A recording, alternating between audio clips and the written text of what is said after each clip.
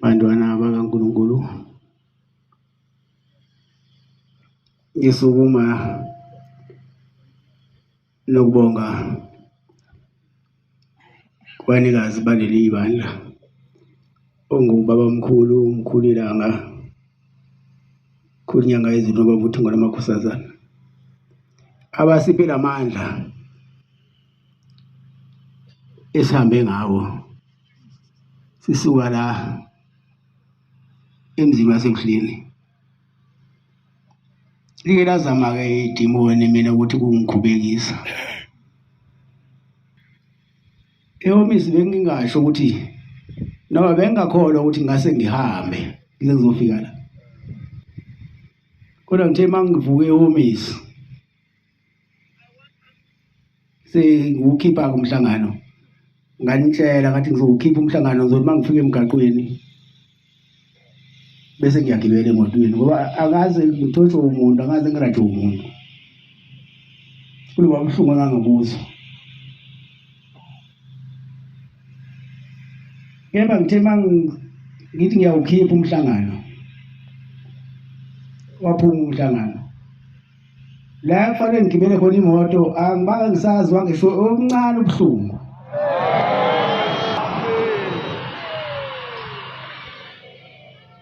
Ngibe sengincenga nje phansi, ngaze ngathi sengimtshela uMbakade imbangeli lento angisayizwa nokuthi ngike ngaba nobuhlungu obunjeya izolo.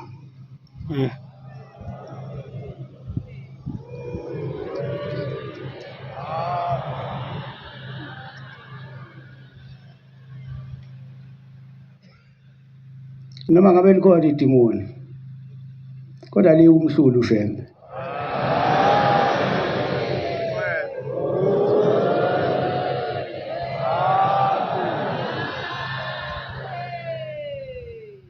Into engiyaziyo enkulu kakhulu ukuthi uma ngikhona ngimdibi nani ngihamba phansi, ngesathi mina ngihamba phansi nina nithola amandla.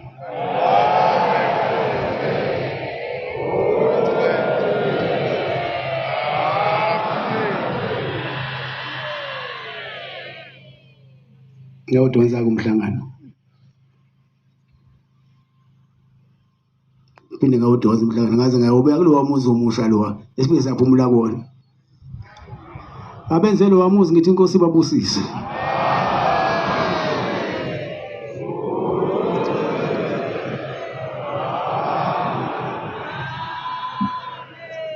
Yazi-ke makwenziwa into enhle abayi bonke abantu ngancanye, khona abadonsela eceleni, nabo laba abadonsela eceleni uNkulunkulu azababusisa abaphendule inhliziyo.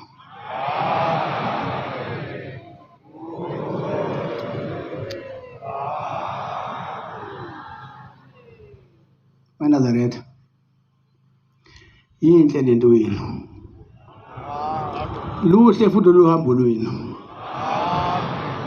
futhi oluhambo lwenu linesibusiso phakathi. Naba benenkinga mhlawumbe bahambela kulo mhlangano kule ndlela, ngiyacela ukuthi ngila beya khona mangabe bekhona bantu mabefika la kiwa khona baficele lamakhehla kithi esebalindile abangenise ezulu indawo.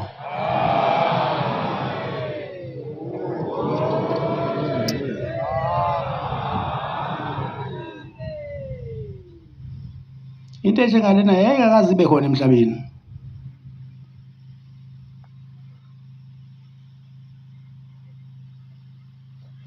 Yaqala ngobaba omkhulu. Uyezwa nje abanye abantu besho bethi bahamba iminyaka engama-40. Thina siyayigoqa le minyaka engama-40 ibe yinsuku ey'ntathu.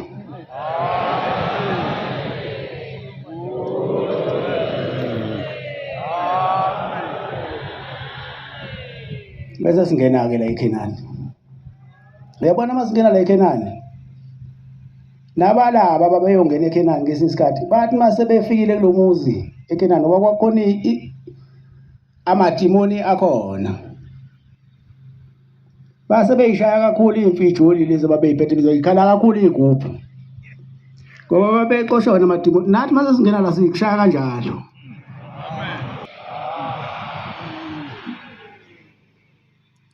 Kusinkosi ubusise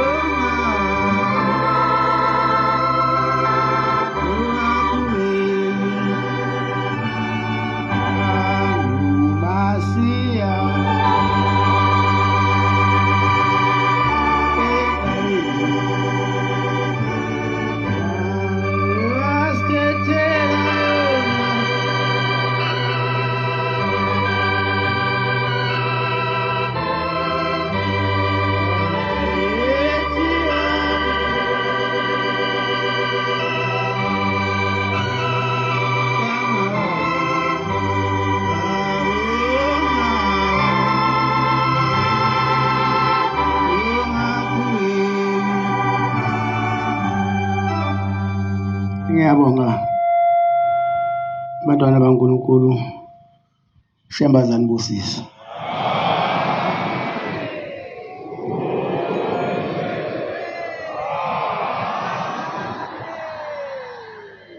Nakho kufanele ngakhohlwa kwabafikayo nabachwensayo imbala ikhiwa la.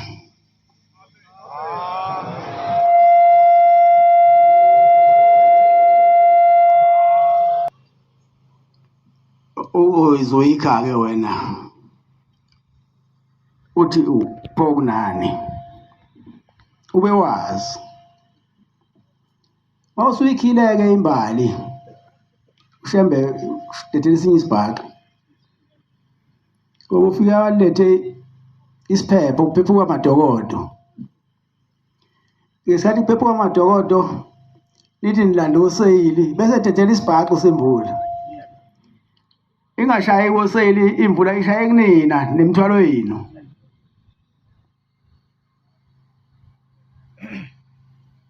Ningayikhi ke imba netshe futhi alithathwa la.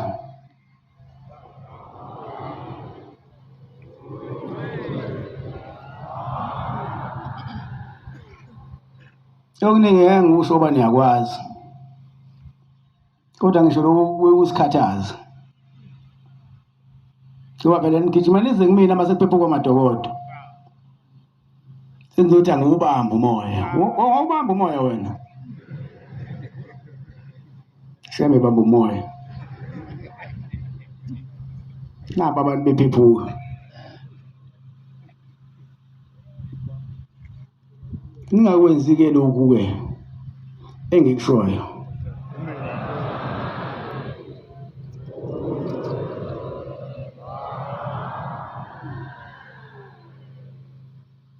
Nomhlangano-ke kwalonyaka mkhulu kakhulu.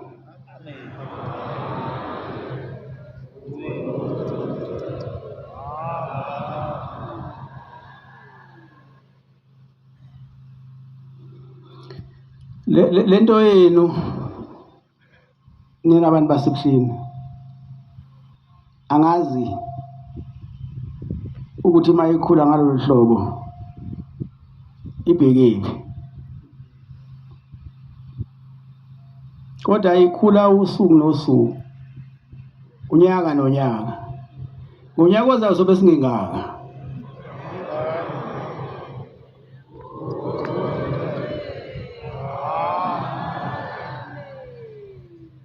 Kumbashe yami uyalayisha kodwa ugcwale.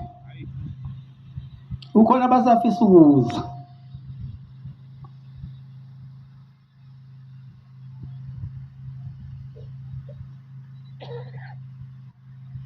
Inhleke lento yenu ngoba manje ekuqaleni yayingabonakali, kodwa manje isifana nelambu. Wonke umuntu uyayibona ukuthi ukukhanya kulapha ebuhleni. Wayibuka into makuthiwa sihamba sisuka ebuhleni siza la eKenani, isidakwa siye kutshwala baso bese silandela thina.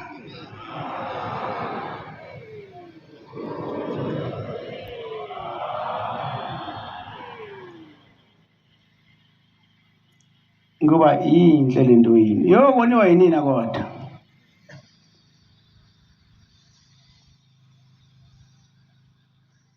Kodwa ningayoni into yakho uma uyithanda uhlala uyipholisha nje la igqwale khona uyipholisha ihlezi inhle njalo.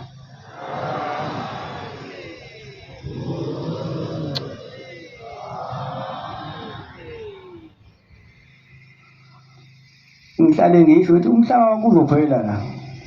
Ngisuke ngakhuluma iphutha.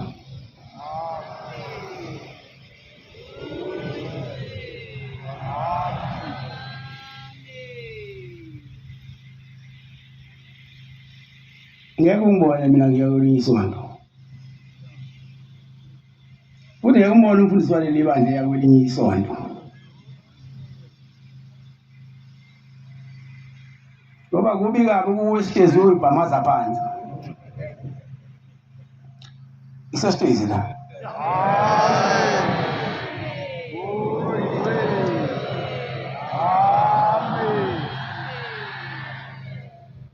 Hamba umuntu umhlaba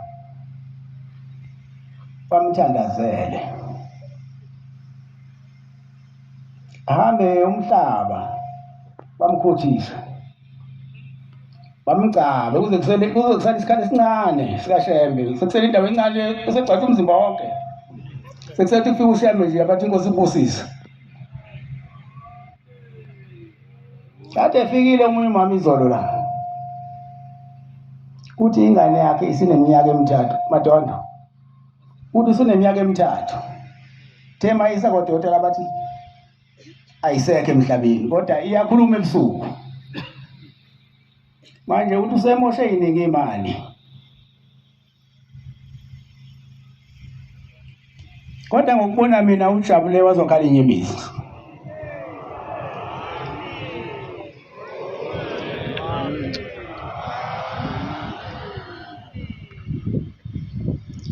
Ngoba uthe kumina salisa uthatha umphefumulo wakhe, ungicacisele ukuthi ukuphi usekuphileni noma usekufeni. Kodwa mina ngithe usekufeni ngoba phela mayisekhuluma yedwa ebusuku emina akakhuluma akadli iminyaka emithathu akadli. Ukhona amacala ekufanele umuntu akhulume umlomo usavuleka ukukhuluma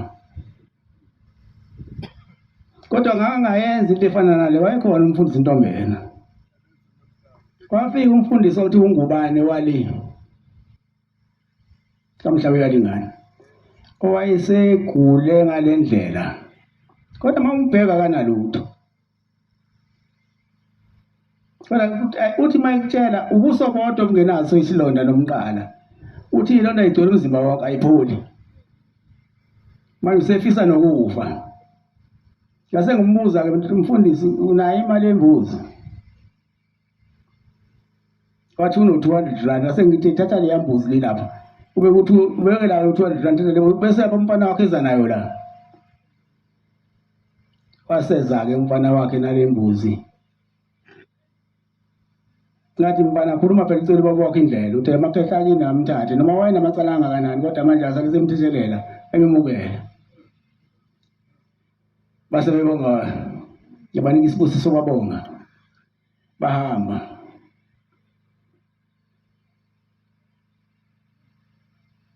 ukude kabi emvoti wathi engakafika emvoti wawuphuma umphefumulo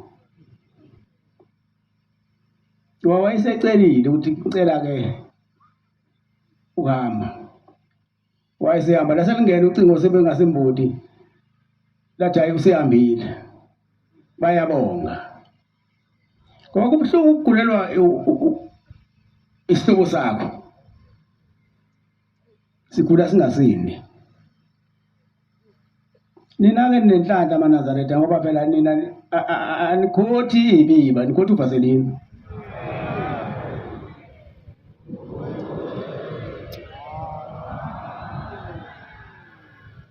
anombonga njalo baba mkhulu ngento yasenzela yona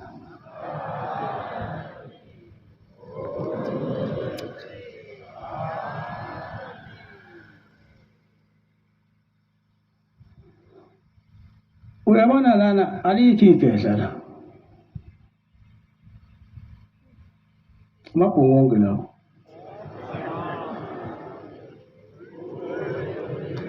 khehla uyiNazaretha hayi yasikhehleza abantu la siphosa umuntu abe musha thina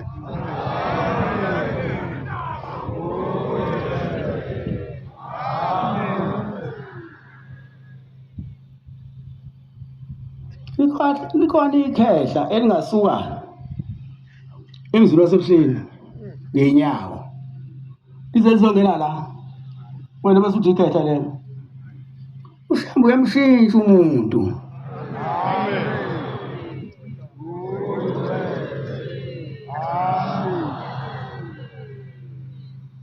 lolu hambo lwanamhlanje eManazaretha beluluhle ngendlela emangalisayo safike sacela amandla koShembe oShembe basidabukela basinika amandla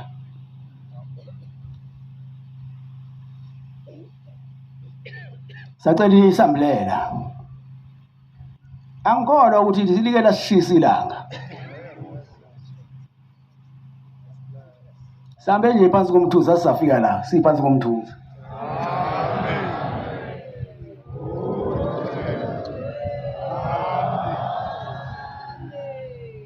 bese ngibonga ke nalabantu ke ababesihlinzeka ngayo yonke into endleleni besipha amanzi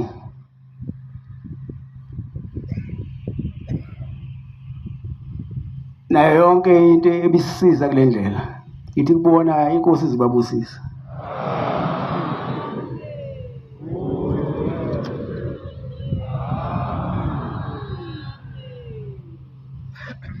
sengiphetha ke eManazaretha ngibonga kakhulu kulabashumayeli abasithwalela umphongolo wesivumelwano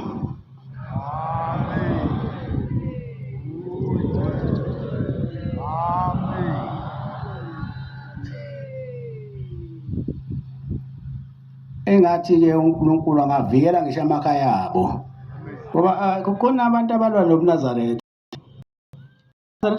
July libuye imbuzi yakho ubheka iNazaretha wena bese uthatha into impahla yakho engathi uNkulunkulu nonke nje wanila engathi angayibheka izibaya zenu.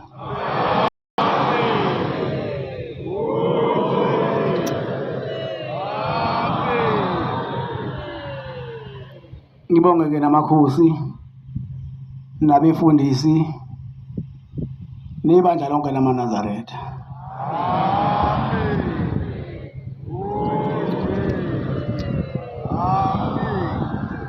Yinde phela le nje sihambayo. Mase uthatha omunye umuntu ake nihambe nje. Angibonge nalabo bafana abasifuthela lezi zinto zabo hayi.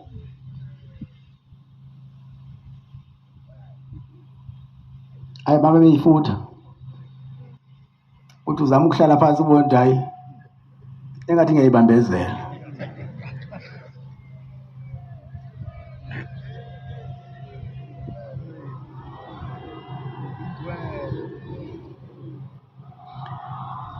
Engathi uNkulunkulu ungubaba omkhulu, khulu ilanga, khulu inyanga yezulu noba uthi ngolamakhosazana.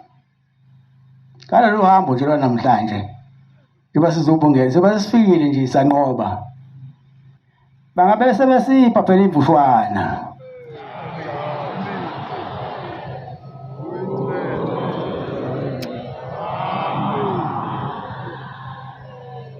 Abayibindi into yenza ngenhliziyo uyithanda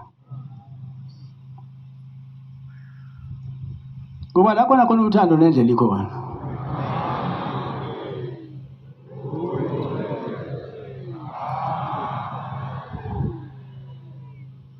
Mina ngiyayibongela kakhulu mina ingilo noSathane ngamginqa phansi.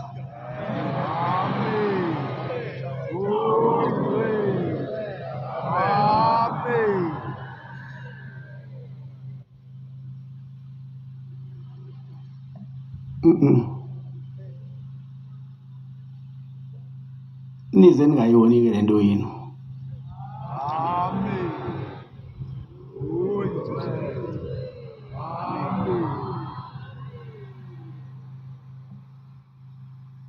Lento ingukuphila omunye kade egula ehamba phansi kodwa phela zonke izifo endleleni.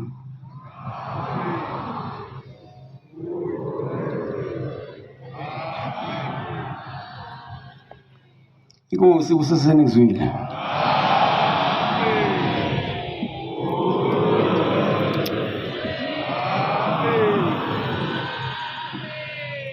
Sizovala inkonzo yethu yamanje ngesihlabelelo sekhulu namashumi amathathu. Socela umfundisi Shozi waseMangangeni ukuba sihole ngalesihlabelelo. Inkosi imbusise.